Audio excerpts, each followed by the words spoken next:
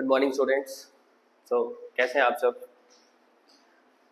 जैसा कि आपको पता ही है कि अभी 10 मार्च को आपका 10th का बोर्ड एग्ज़ाम मैथ्स का हुआ है। तो उसके अंदर सबसे बड़ी जो दिक्कत आ रही थी बच्चों को वो ये आ रही थी कि काफ़ी स्टूडेंट्स मेरे पास आए तो उन्होंने ये बोला कि सर जो 10th का जो अभी पेपर हुआ है तो बच्चे पेपर दे के आए हैं, तो उन्होंने मुझे ये बताया कि सर जो सेक्शन ए वाले जो क्वेश्चंस हैं उनको आप एक बार डिस्कस कराएं, उनके आप ऑप्शंस एक बार हमें बता दें ताकि हमें रिकन्फर्म हो जाए कि जो हमारे ऑप्शंस हमने फिल किए हैं वो हमारे ठीक हैं या सही है। तो उस सबको ध्यान में रखते हुए आज हम जो आपका अभी 10th ऑफ मार्च को सीबीएसई बोर्ड एग्जाम अभी अगर आपका हुआ है अभी, तो उसका जो सेक्शन ए है वो आज हम डिस्कस करेंगे आपके साथ वन बाय वन।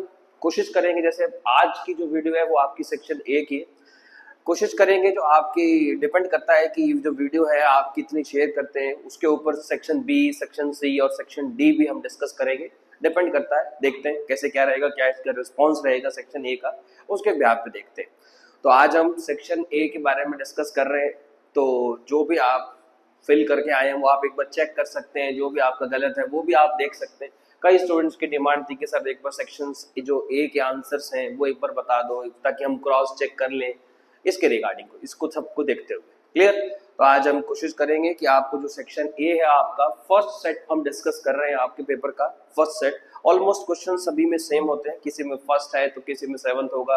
क्वेश्चंस आप देख लीजिएगा, मैं जो आपके सामने डिस्कस करूंगा वो हम फर्स्ट सेट्स के बारे में डिस्कस करना स्टार्ट करेंगे। क्लियर, चलिए करते हैं स्टार्ट। तो जैसा कि अगर हम बात करें आपका फर्स्ट जो क्वेश्चन था इसके अंदर, जो फर्स्ट क्वेश्चन आपका है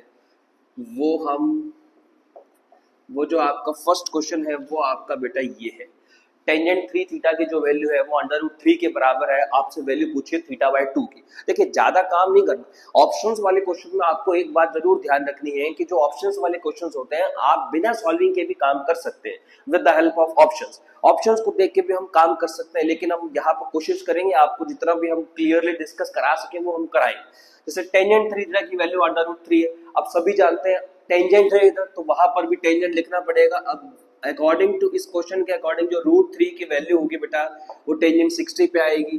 कंपेयर एंगल करेंगे 360 की वैल्यू इतनी आएगी, तो थीटा की जो वैल्यू आएगी बेटा वो आ गई 20। आपसे थीटा नहीं पूछा, आपसे जो वैल्यू पूछिए बेटा वो पूछिए θ/2 की। अगर इसके अकॉर्डिंग अगर हम काम करें तो हमारा जो आंसर रहेगा वो हमारा 10 रहेगा। इसके अकॉर्डिंग अगर मैं बात करूं तो हमारे पास जो ऑप्शन डी है वो हमारा सही रहेगा। फर्स्ट क्वेश्चन का है वो हमारा ऑप्शन डी सही है। तो कोई आपको इस फर्स्ट जो आपका जो 1 मार्क के क्वेश्चंस है इसी में सबसे बड़ी गलती के बच्चे क्या करते हैं, आपको ध्यान से सबसे पहले पढ़ देखना है कि वो किसके बारे में आपसे पूछ रहा है। वो थीटा पूछ रहा है, θ/2 पूछ रहा है, θ/3 पूछ रहा है, ये आपको सब कुछ ध्यान रखना पड़ेगा इसके अंदर। तो इसके अकॉर्डिंग अगर हम बात करें, जैसे मान लीजिए थीटा की वैल्यू 20 डिग्री आ गई, आप जो ऑप्शन है वो आपके 60, 30, 20 और 10 चारों ऑप्शन है। अब बच्चा क्या करता है फटाफट 20 भी लगा सकता है। क्यों? क्योंकि उसने वैल्यू आपसे थीटा की नहीं पूछी, उसने वैल्यू आपसे θ/2 की पूछी है। तो इसके अकॉर्डिंग जो हमारा आंसर है वो हमारा ऑप्शन डी सही है। इसका आंसर रहेगा इसका 10 डिग्री। नाउ नेक्स्ट क्वेश्चन की बात करते हैं। कोशिश करेंगे ज्यादा डिटेल में ज्यादा डिस्कस नहीं करें क्योंकि टाइम 20 क्वेश्चन में बहुत ज्यादा लगने वाला है। इसके अकॉर्डिंग सेकंड क्वेश्चन जो है वो कई बच्चों को कंफ्यूज कर रहा था, देखते हैं इसका क्या सॉल्यूशन रहता है। x जो है वो हमको उसने बोला कि एलसीएम है बेटा 4, 6 और 8 का, ठीक है जी। y जो है वो एलसीएम है बेटा आपका 3, 5 और 7 का। जो p है वो आपका एलसीएम है x और y का। उसने आपसे रिलेशन पूछे, कहता है कि p की जो वैल्यू होगी वो 35x होगी, p की वैल्यू 4y होगी, p की वैल्यू 8x होगी या p की वैल्यू 16y होगी। देखते हैं किस तरीके से रहता है। देखो 1 बाय 1 आपको बस इसमें क्या करना है, डिपेंड करता है आपकी कैलकुलेशन वाला जो पार्ट है वो कितना अच्छा है, जो छोटे छोटे जो पॉइंट्स हैं वो आपको कितने अच्छे तरीके से याद है। कौन से पॉइंट्स अभी दिखाता हूं मैं आपको। जैसे हमने स्टार्ट किया, ऑप्शंस में नहीं लिख रहा है यहाँ पर, जो से ऑप्शंस आपके रहेंगे। क्लियर, चलिए हम स्टार्ट करते हैं। मैं डायरेक्ट एलसीएम लिख रहा हूँ 4, 8 और 6 का, ये तो आपको पता ही होगा। अगर हम इसको सॉल्व करें तो जो एलसीएम आ रहा है बेटा वो आ रहा है 24 का, 3, 5 और 7 छोटी ट्रिक क्या है भाई, अगर आपके तीनों के तीनों प्राइम नंबर होते हैं, जो एलसीएम होता है वो प्रोडक्ट ऑफ नंबर्स के बराबर होता है, तो 3 इंटू 5 इंटू 7, 5 इंटू 3 15 इंटू 7 कितना भाई 105। अब मेरे को पता है एलसीएम निकालना है, किसका एलसीएम निकालना है आपको, एक्स और वाई का एलसीएम निकालना है। एक्स है 24 और जो वाई है वो 105। अगर मैं इसका एलसीएम निकालूं, देखो सभी को पता है किसके रिगार्डिंग हम एलसीएम कैसे निकलता है, यूजिंग प्राइम फैक्टर भी बात कर सकते हैं।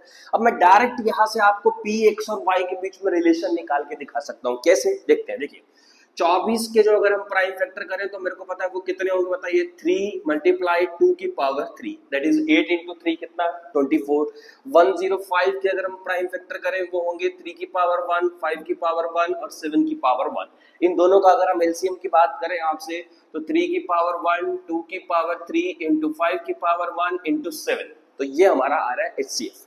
किसका एलसीएम आ रहा है, सॉरी एलसीएम आ रहा है, किसका एलसीएम आ रहा है भाई एक्स और वाई का, ये पी की वैल्यू है। अब इसके बीच में रिलेशन कैसे निकालना, देखो एक्स और वाई के हिसाब से बात कर सकते हैं। तो आप देखिए एक्स की वैल्यू 24 अगर मैं बात कर रहा हूँ 24 है, 24 यहां से देख सकते हैं, देखिए 2 की पावर 3 इंटू 8 कितना हो गया 24, ये पी की वैल्यू है मेरे पास, पी की वैल्यू 24 ये हो गया, और ये हमारी होगी x की वैल्यू 7 इंटू 5 कितना 35, तो 24 किसके बराबर है x के बराबर इंटू 35। तो लीजिए भाई p की वैल्यू आ रही है बेटा 35x। जरूर नहीं है कि आप सेटिस्फाइड कराएं, सेटिस्फाइड करा के भी चेक कर सकते हैं उसके अकॉर्डिंग। तो इसके अंदर अगर हम बात करें तो आपको ए ऑप्शन सही रहेगा, ए ऑप्शन जो है p दैट इज 35x, वो आपका ऑप्शन ठीक रहने वाला है इसके अंदर। तो आप इसको ध्यान से देख भी सकते हैं कि कैसे हम बात कर रहे हैं कि जो डायरेक्ट भी हम बात कर सकते हैं, जरूर नहीं है कि आप अलग अलग वैल्यू निकाल के उसको सेटिस्फाइड भी करा सकते हैं। सेटिस्फाइड कराना बेस्ट ऑप्शन भी रहता है कई बार, वो डिपेंड करता है कि ऑप्शन के ऊपर ऑप्शन कैसा चल रहा है। तो इसके अकॉर्डिंग अगर हम बात करें तो इस क्वेश्चन का सेकंड क्वेश्चन का आपका ए ऑप्शन सही है, दैट इज 35x। अलग अलग डिपेंड करता है कि अप्रोच जो होती है क्वेश्चंस को करने की वो अलग अलग होती है, कई बच्चों की अलग तरीके की होती है, कई वैल्यू सेटिस्फाइड करा के भी कर लेते हैं कि वैल्यू सेटिस्फाइड करा के कैसे कर सकते हैं। नाउ नेक्स्ट क्वेश्चन की बात करते हैं। कोशिश करूंगा कि जो भी अगर ये सॉल्यूशन देख रहा है तो क्वेश्चन पेपर साथ लेके बैठे, क्योंकि पर्टिकुलर पूरी स्टेटमेंट्स लिखना बोर्ड पे वो नहीं रहेगा, उसमें टाइम भी बहुत जाएगा। तो उसके अकॉर्डिंग हम बात करें, मैं क्वेश्चंस रीड कर देता हूँ, उसके अकॉर्डिंग डायरेक्ट हम आंसर्स की बात कर लेते हैं। देखिए थर्ड क्वेश्चन क्या है, आपके पास दो इक्वेशन है। वो कहता है पहली इक्वेशन जो है वो है 6x plus y equals to 3k। मैं लिख देता हूँ, इक्वेशंस तो लिख ही सकते हैं, इतना टाइम तो हमारे पास है ही। 6x plus y equals to 3k। Second equation है बेटा 36x प्लस में 6y इक्वल्स टू 3। अब देखिए ये क्वेश्चन तो पक्का आना ही आना था, हर सीबीएसई की जो सिंपल पेपर है उसके अंदर वेरीफाई मतलब दे भी रखा है उसके अंदर। अब इसके अंदर आपको बताया infinite number of solution. Infinite number of solution सभी को पता है कब होते हैं, जब कोइंसिडेंस लाइन होती है। कोइंसिडेंस लाइन की कंडीशंस क्या होती है भाई, a1 by a2 equals to b1 by b2 equals to c1 by c2। इसको सॉल्व करिए बेटा, अगर हम इसको सॉल्व करते हैं 3 से 3 कट गया, दोनों 1/6 के बराबर है, 1/6 इक्वल्स टू k। लीजिए आंसर आ गई, k की वैल्यू आ गई 1/6। तो इसके अकॉर्डिंग अगर हम बात करें, इसका जो ऑप्शन है इधर, अगर इसके अगर हम बात करें जो k की वैल्यू आ रही है वो 6 आ रही है, 1/6 आ रही है। एक बार दोबारा से इक्वेशंस देख लेते हैं। 6/36 equals to 1/6 equals to 3k divide by 3 की अगर हम बात करें, k से k कैंसिल आउट होगा, k की वैल्यू आ रही है बेटा 1/6। तो इसके अकॉर्डिंग बी ऑप्शन सही है हमारा, k की जो वैल्यू आएगी वो आएगी 1/6। तो ऑप्शन बी इज करेक्ट। आप अपने मैच कर लीजिएगा किस किस तरीके से आपके जो ऑप्शंस जो हैं वो सही है या गलत है। ना क्वेश्चन नंबर 4 की बात करते हैं। ये वाला क्वेश्चन तो पेपर में आना ही आना था। देखिए जो मैंने अपनी क्लास में डिस्कस करा रखा है, ये मैंने पहले ही बता रखा था बच्चों को कि अगर किसी भी क्वाड्रेटिक पॉलिनोमियल की जीरोज अल्फा और बीटा के बारे में बात करी जाती है, अगर किसी भी क्वाड्रेटिक पॉलिनोमियल की जीरोज अल्फा और बीटा के बारे में बात करी जाती है, तो जो आपको बिना देखे एसओजेड और पीओजेड निकाल देना, बाद में देखेंगे उसमें करना क्या। एसओजेड का formula -b/, alpha plus beta की अगर हम बात करें माइनस a डिवाइड बाई 1। कोशिश हम कर रहे हैं अल्फा प्लस बीटा की जो वैल्यू है बेटा वो आपकी आ गई a। पीओजेड की बात करें तो पीओजेड का फॉर्मूला c/a। अब अकॉर्डिंग टू अगर हम बात करें c की वैल्यू -b, a की वैल्यू 1, तो अल्फा इंटू बीटा की वैल्यू -b। उसने आपसे जो वैल्यू पूछी है वो आपसे पूछी है बेटा alpha plus beta plus alpha beta. Alpha plus beta की वैल्यू a है, इसकी वैल्यू -b है, तो ये हमारा ऑप्शन है a -b। इसके अकॉर्डिंग अगर हम बात करें तो ऑप्शन जो सी है वो हमारा सही है, जो ऑप्शन सी है वो हमारा है A-B। देखिए कई सारे क्वेश्चंस जो होते हैं वो कई बार पेपर में आ चुके हैं, कई बार आपको इसके अंदर काम करना पड़ेगा कि जब भी हमारे किसी भी क्वाड्रेटिक पॉलिनोमियल के अंदर अगर हमारी जीरोस गिवन होती हैं अल्फा और बीटा, तो आपको बिना देखे एसओजेड और पीओजेड तो निकालना ही होगा। अल्फा प्लस बीटा और अल्फा इंटू बीटा के बिहाफ पे हमें बहुत सारे इक्वेशंस निकालने के लिए बोल सकता है, बहुत सारी equation. For example alpha square beta square पूछ ले, अल्फा क्यूब बीटा क्यूब पूछ ले, 1 बाय अल्फा और 1 बाय बीटा पूछ ले, किसी चीज के बारे में पूछ सकता है। बट इस क्वेश्चन की अगर हम बात करें अल्फा प्लस अल्फा बीटा की वैल्यू पूछी है, तो उसका ऑप्शंस जो आया हमारा वो हमारा सी आया है। अल्फा प्लस बीटा की वैल्यू ए थी, अल्फा इंटू बीटा की वैल्यू माइनस बी थी, तो जो हमारा फाइनल आंसर आया वो ऑप्शन सी इज करेक्ट। तो क्वेश्चन नंबर 4 की अगर हम बात करें तो हमारा ऑप्शन जो था वो सी हमारा सही था ना। क्वेश्चन नंबर 5 की बात करते हैं बेटा। डायरेक्ट इसमें वो कह रहा है कि अपने को सॉल्व करनी है इक्वेशन, ठीक है भाई, सॉल्व करनी है x/12 माइनस में 3/x इक्वल्स टू 0। सभी को पता है डायरेक्ट एलसीएम हमारा 12x था। देखिए किसी बच्चे को अगर एलसीएम लेना नहीं भी आता तो उसकी भी एक शॉर्ट ट्रिक होती है। कैसे शॉर्ट ट्रिक होती है मैं आपको बताता हूँ। डायरेक्ट नीचे वाले की तो क्रॉस मल्टीप्लाई, मतलब 12 इंटू एक्स कितना 12x, ऊपर वाले की क्रॉस, इसको x को x से 12 को 3 से क्रॉस मल्टीप्लाई करानी है, नीचे वालों की आपस में मल्टीप्लाई करानी। तो x इंटू एक्स एक्स का स्क्वायर माइनस में 12 इंटू 3 कितना 36। नाउ क्रॉस मल्टीप्लाई जैसे ही हमने कराई x square minus 36 equals to 0, x square equals to 36, x equals to plus minus 6। अब सबसे बड़ी गलती बच्चे यहाँ क्या करते हैं, कई बार मैंने देखा है, बहुत बार, क्या जो इसका आंसर अगर मान लीजिए ऑप्शन सेट हुआ खाली +6 तो 90% बच्चे ना प्लस का 6 लगा के आएंगे। लेकिन जब उनको ये नहीं पता कि जब भी हमारी क्वाड्रेटिक इक्वेशन होगी तो उसके दो सॉल्यूशन होते हैं। देखिए जिस भी इक्वेशन की जितनी डिग्री होती है उसके जो सॉल्यूशन होते हैं बेटा उतने ही सॉल्यूशन मिलेंगे। तो यहाँ पर जो फाइनल आंसर है ना वो है x की वैल्यू जो आएगी वो आएगी +-6। तो इसके अकॉर्डिंग जो इसका ऑप्शन है वो ए ऑप्शन सही है। जो 5th क्वेश्चन है आपका, उस 5th क्वेश्चन का जो आपका ऑप्शन जो है वो ए ऑप्शन जो है वो हमारा है x इक्वल्स टू +-6। तो इसमें आप देख लीजिएगा किस किस तरीके से आपको काम करना है, कैसे आपको देखना है। देखिए मैं फटाफट मिटो भी रहा हूँ तो आप उसको पोज करके आप डायरेक्ट आसानी से स्लो करके भी आप उसको देख सकते हैं कि क्या क्या इसके अंदर हम मेंशन कर रहे हैं क्या नहीं कर रहे हैं। तो ये हमारे 5 क्वेश्चन डिस्कस हो चुके हैं बेटा। नेक्स्ट क्वेश्चन की बात करते हैं, 6th क्वेश्चन।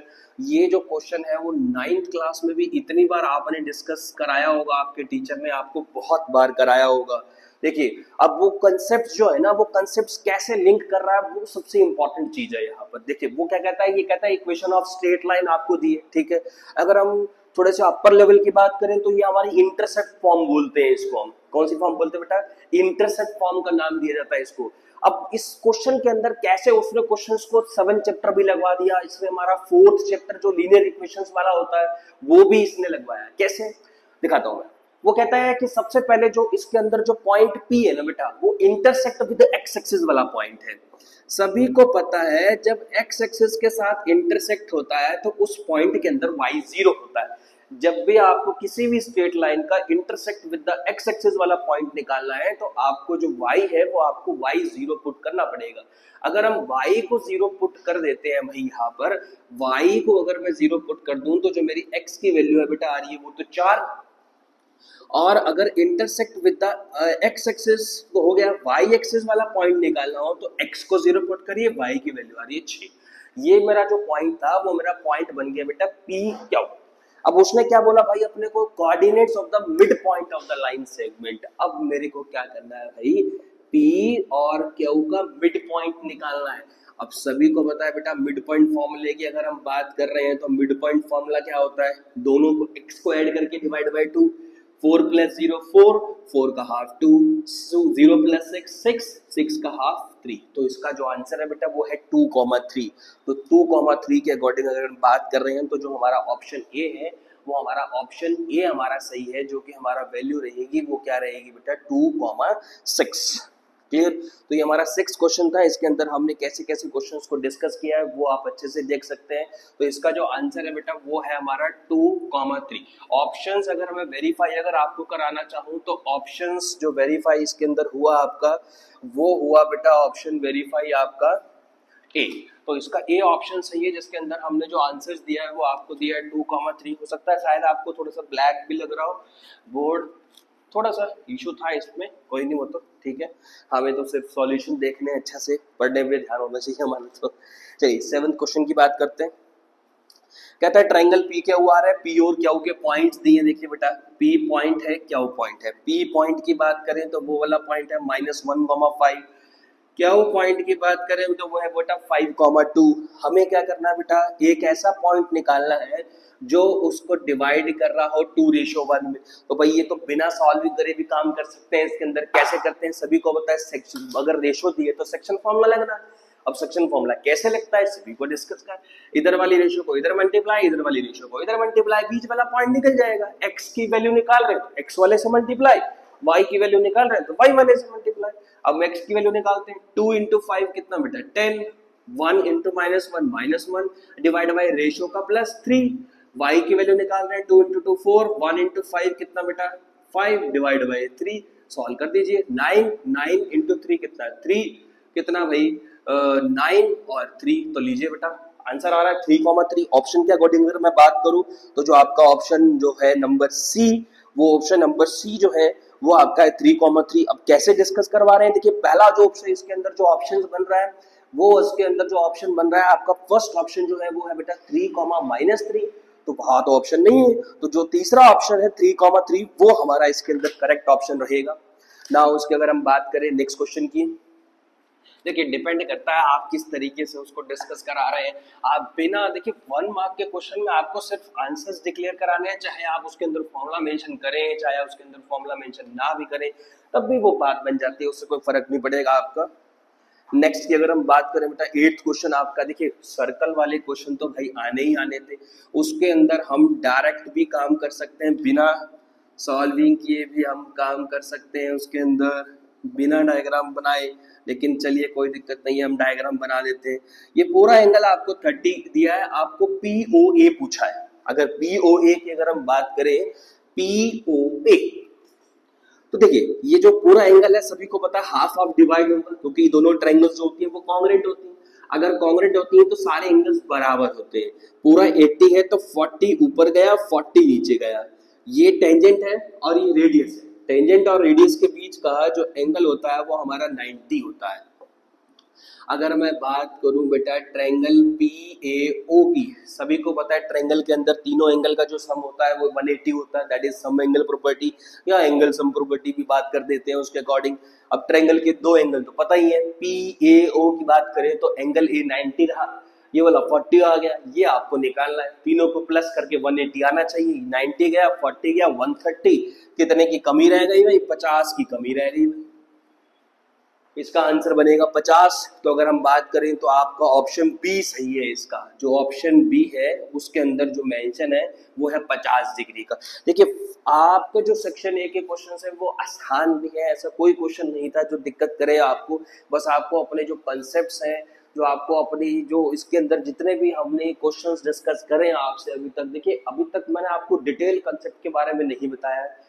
जो भी चीज क्वेश्चन के अंदर पूछी गई है, जैसे भी पूछी गई है, वो क्वेश्चन के बारे में सारी जो भी डिस्कशंस हुई है सिर्फ उसी के बारे में हुई है। ज्यादा डिटेल अभी तक हमने डिस्कस नहीं करी है।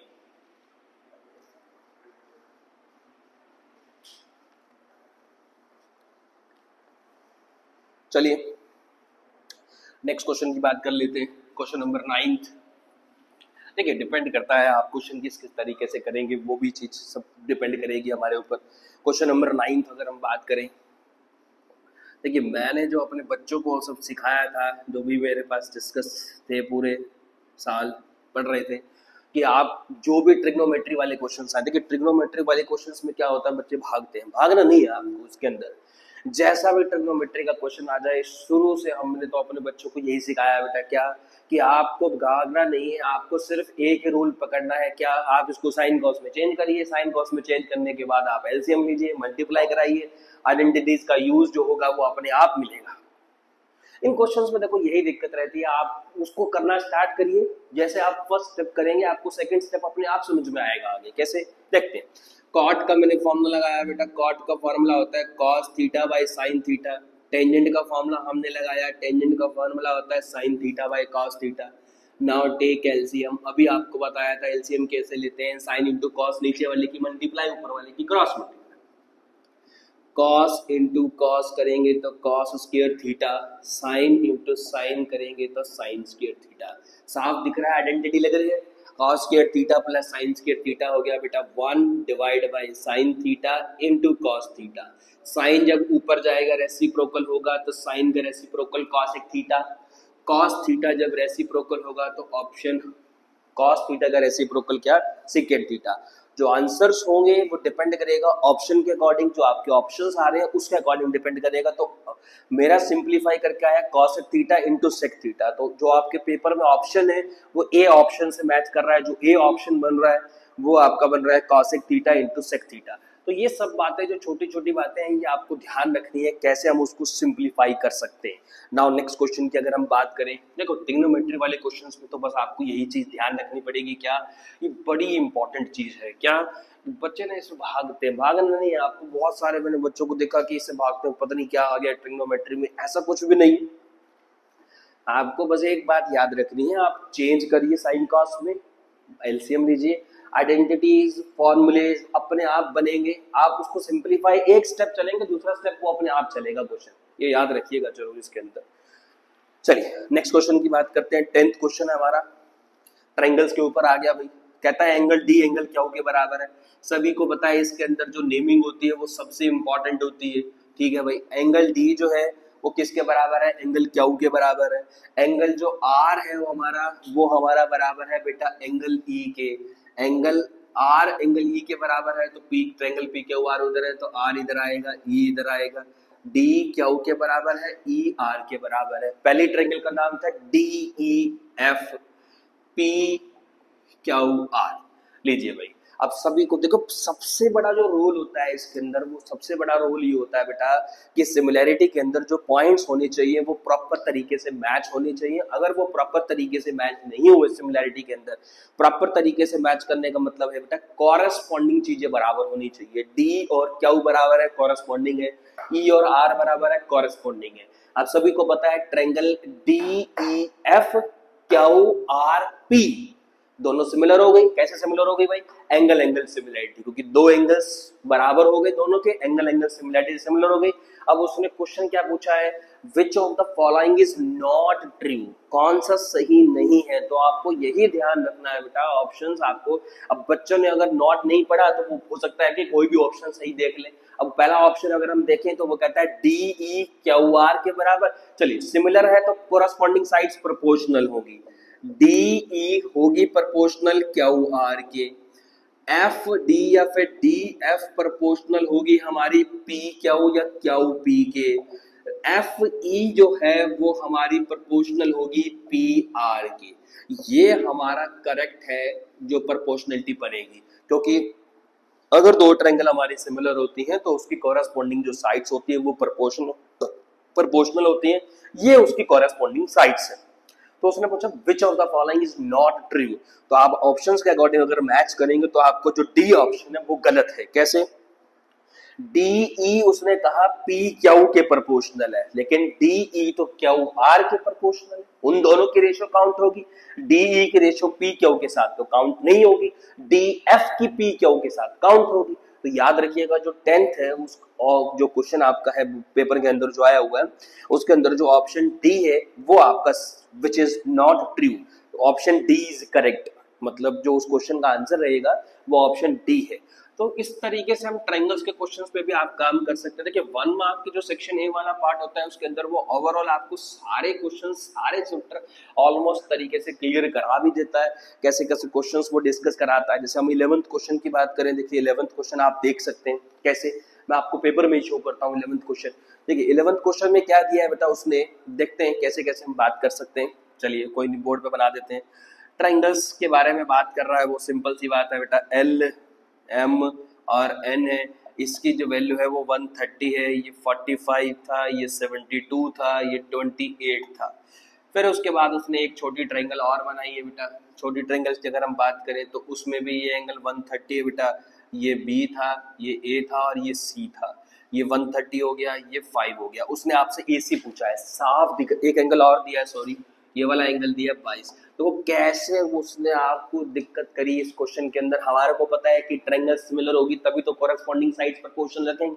अब सिमिलर कैसे भाई, एक एंगल 130, ये भी 130। अब कहेंगे यहाँ तो ये वाला दिया, यहाँ तो ये वाला दिया नहीं। अगर सम एंगल प्रॉपर्टी तो आती है 130, 22, 180 में से माइनस करिए तो यहाँ पर जो एंगल सी आ रहा है बेटा वो भी 28 ही आ रहा है। तो इसके हमारे को पता चला कि दोनों ट्रायंगल्स के दो एंगल्स जो है वो बराबर है, तीसरा भी बराबर है। ये 22 है तो ये भी 22 है। अब कहेंगे यहाँ भी तो सब एंगल प्रॉपर्टी लगा के ये 22 करके हम 22 प्रोपोर्शनलिटी कर सकते हैं, वो भी कर सकते हैं, कोई दिक्कत नहीं है। ट्रायंगल्स सिमिलर हो गए, सिमिलर ट्रायंगल्स के अंदर कॉरेस्पॉन्डिंग साइड्स प्रोपोर्शनल होती है। 45 की प्रोपोर्शनलिटी 5 है, 72 की प्रोपोर्शनलिटी AC है, तो प्रोपोर्शनल रखिए बेटा।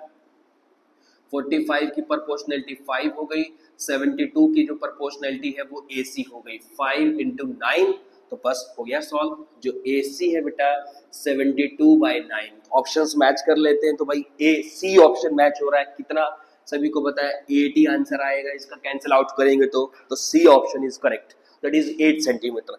तो प्रोपोर्शनलिटी का आपको बहुत अच्छे से ध्यान रखना है कि कैसे जो ट्रायंगल्स है हमारी उसको हम प्रोपोर्शनल कर सकते हैं, कैसे उसके अंदर हम बात कर सकते हैं ट्रायंगल्स की वो प्रोपोर्शनल है या प्रोपोर्शनल नहीं है। उस चीज को भी आपको थोड़ा सा देखना पड़ेगा, कैसे कैसे हम ध्यान कर सकते हैं उसको। चलिए नेक्स्ट की अगर हम बात करना स्टार्ट करें तो नेक्स्ट में क्या कहता है हमारे को वो बेटा, देखिए कुछ क्वेश्चंस हैं इजी भी है, कैसे हैं अलग अलग तरीके से डिपेंड कर सकते हैं हमारे क्वेश्चंस। नाउ क्वेश्चन नंबर 12 की बात करते हैं। 12th क्वेश्चन की अगर हम बात करें आपसे बेटा, 12th क्वेश्चन में क्या कहता है, वॉल्यूम दिया है बेटा, 2 क्यूब का जो वॉल्यूम है उसकी जो रेशियो है बेटा वो रेशियो है 8/125। आपसे रेशियो पूछ ली, उसके सरफेस एरिया की रेशियो पूछ ली। ठीक है, देखो बिना सॉल्विंग करे भी काम कर सकते हैं।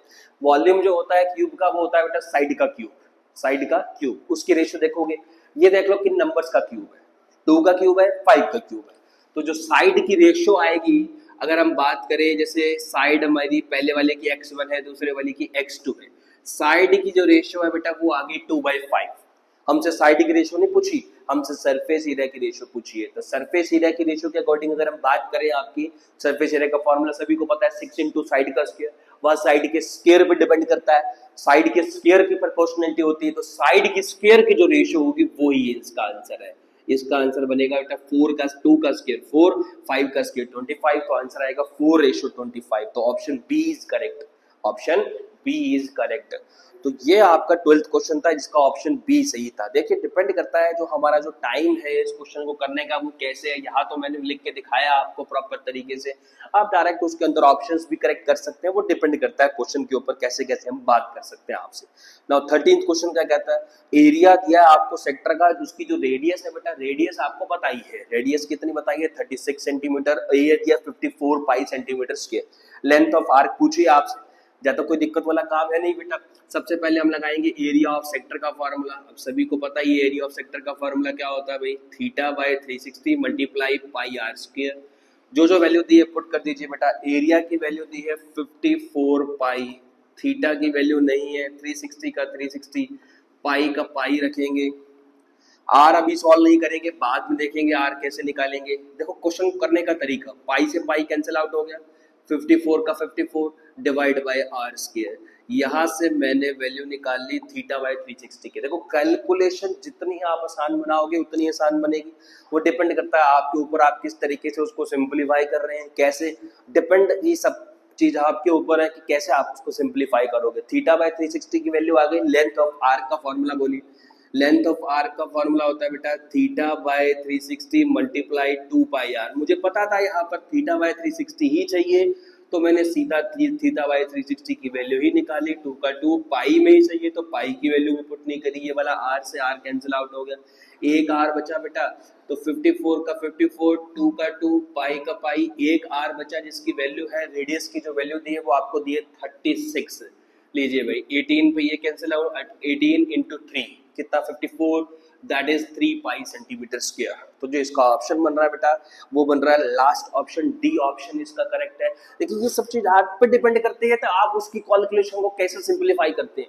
अब मैं यहाँ पर आर की वैल्यू पुट कर दूं, उसको पूरी वैल्यू निकालूं, यहाँ से थीटा की वैल्यू निकालूं, 360 को इधर मल्टीप्लाई करवाऊं, फिर भी वैल्यू निकाल सकते हो थीटा की, जो थीटा की परफेक्ट वैल्यू आएगी उस थीटा की परफेक्ट वैल्यू को यहाँ पर करो, उसको सिंप्लीफाई करो, उसको कैंसिल आउट करो। इतना किसी को नहीं चाहिए भाई, आपको ऑप्शन देखना है, इतना किसी को थोड़ी कैलकुलेशन चाहिए कि उसके कैलकुलेशन के बिहाफ पे आपको आंसर्स दे, आपको वेरीफाई करे, इतना नहीं चाहिए। आपको बस अपनी जो कैलकुलेशन है वो अपने हिसाब से वेरीफाई करनी है। जितने आप शॉर्ट कैलकुलेशन, जितने आप दिमाग में बात करेंगे उतना आसान रहेगा वो, ठीक है। 12th की बात करते हैं। डाई को सिंगल थ्रो किया गया तो आउटकम्स बनते हैं बेटा, 6 आउटकम्स बनते हैं, 1 2 3 4 5 और 6 बनते हैं, ठीक है। अब उसने प्रोबेबिलिटी किस चीज की पूछी है बेटा, प्रोबेबिलिटी कहता है कि नॉट फैक्टर ऑफ 36, मुझे प्रोबेबिलिटी बतानी है जो फैक्टर नहीं होना चाहिए 36 का। अब सभी जानते हैं बेटा फैक्टर का मतलब जो डिवाइड नहीं करेगा, 1 करेगा, 2 करेगा, 3 करेगा, 4 करेगा, 6 करेगा, 5 डिवाइड नहीं करेगा। उसने प्रोबेबिलिटी पूछी है नॉट की, नॉट फैक्टर ऑफ 36 की प्रोबेबिलिटी, तो 5 नहीं कर रहा, तो नहीं कर रहे कि फेवरेबल 1, टोटल है 6, आंसर इज 1/6। ऑप्शन देख सकते हैं, जो ऑप्शन बन रहा है बेटा वो आपका जो ऑप्शन बन रहा है वो बन रहा है C option is correct, that is 1/6। तो याद रखिएगा आप इसके अकॉर्डिंग, जो याद रखिएगा मतलब वो किस चीज की पूछ रहा है। देखिए 1 नंबर वाले में क्वेश्चंस जो है वो क्वेश्चन तो आसान ही आएंगे, बस आपको थोड़ा सा ध्यान रखना है कि कैसे कैसे आप उसको देख सकते हैं, ठीक है। आगे वाले क्वेश्चंस की हम बात कर लेते हैं। देखिए ज्यादा बड़ी वीडियो नहीं बननी चाहिए, इतनी बड़ी वीडियो बन जाए तो उसका फायदा भी नहीं रहेगा, लेंथ 40-50 मिनट की नहीं। आगे जितने भी क्वेश्चन है वो एक बार हम थ्योरेटिकल वैसे भी हम बात कर लेते हैं। जैसे 15th क्वेश्चन है, मीन दिया है आपको, मीन दिया है 7, वैल्यू पूछिए x की। सभी को पता है मीन का फॉर्मूला होता है क्या बेटा, sum of all observation divide by total number of observation. Mean की वैल्यू, मीन की जगह पुट करिए 7, सारी ऑब्जर्वेशंस को प्लस करिए, डिवाइड बाय टोटल काउंट कर लीजिए कितने ऑब्जर्वेशन है, 7 ऑब्जर्वेशन है। सॉल्व करने के बाद जो आपका आंसर रहेगा वो आपका आंसर आ रहा है डी। 15th का जो आंसर रह रहा है वो है डी, दैट इज 3। करना कैसे वो मैंने आपको बता दिया है, सिर्फ कैलकुलेशन आपकी है, कैलकुलेशन आप कर सकते हैं, ज्यादा बड़ी वीडियो ना बन जाए इसलिए हम बात कर रहे हैं थोड़ी जल्दी जल्दी। 16th की बात कर रहे हैं। 16th के अंदर वो कहता है आपकी रेक्टेंगल है AOBC, 3 वर्टिसेस दे रखे हैं, square of length of diagonal पूछा है। अब मुझे पता है, देखिए अगर हम बात कर लेते हैं, सबसे पहले वो कहता है एक वर्टिसेस है बेटा 0,0, ठीक है जी, दूसरा है 0,2, तो ये रहा x की वैल्यू 0 और y की वैल्यू 2, a ये रहा। उसके बाद है 4,0, तो 4,0 के अकॉर्डिंग ये रहा BA। अगर हम रेक्टेंगल बनाए तो सभी को पता है ये रेक्टेंगल बनेगी AOBC। C पॉइंट नहीं निकालना आपको ना, लेंथ पूछी है डायगोनल्स की, कोई ये थोड़ी बताया कौन सा डायगोनल बराबर होते हैं वैसे। लेंथ कैसे निकाले भाई सभी को पता है, डिस्टेंस फॉर्मूला निकाल के निकाल सकते हैं, 4 का 16, 2 का 4, 16 और 4 20। लेंथ जो आ रही है डायगोनल्स की वो आ रही है √20। उसने पूछा square of length of diagonal, square करेंगे तो 20 आएगा बेटा, option B is correct, option B is correct. अगला जीरोस पूछे बेटा, जीरोस के अकॉर्डिंग अगर हम बात करें, सभी को पता मिडिल टर्म स्प्लिटिंग कर सकते हैं उसके अंदर, तो 17th का सी ऑप्शन सही है बेटा। 17th का जो है वो ऑप्शन जो है सी ऑप्शन क्या है बेटा, 4√2 -√2 सही है। उसके अगर हम बात करें 18th की, इसमें कई बच्चे दिक्कत कर गए थे, क्या दिक्कत कर गए थे वो मैं आपको बताता हूँ, इसका सॉल्यूशन कराना इंपॉर्टेंट है। इसमें कई सारे बच्चे दिक्कत कर रहे थे।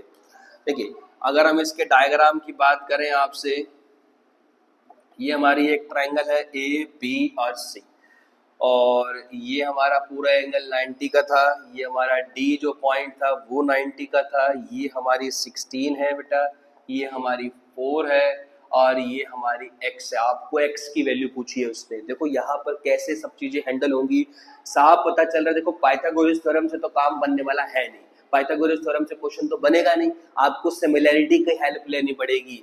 ट्रायंगल कैसे लेनी है ध्यान से देखना बेटा, BAC एंगल ए पे 90 है, उधर वाला भी 90 चाहिए, ADC सारा जो खेल है बेटा वो ट्रायंगल्स के नाम क्या है, ट्रायंगल्स के नाम का कैसा है खेल, दोबारा सुनिए ध्यान से। BAC में एंगल A 90 डिग्री है, एंगल A 90 डिग्री है, ADC में एंगल D 90 डिग्री है, A और D, C और C कॉमन, यही सिर्फ देखो ट्रायंगल का जो नाम है वही सिमिलैरिटी दे देंगे आपको। एंगल सी हो गया, ए है, डी ईच 90, दोनों ट्रायंगल सिमिलर हो गई। सिमिलर ट्रायंगल्स के अंदर कोरस्पॉन्डिंग साइड्स प्रोपोर्शनल होती है। प्रोपोर्शनलिटी भी यही से दिखाता हूं मैं आपको। बीए जो है वो एडी के प्रोपोर्शनल है, बीए जो है वो एडी के प्रोपोर्शनल है। नहीं चाहिए ना बीए का काम ना पता ना एडी का काम पता, नहीं लेंगे, छोड़ो।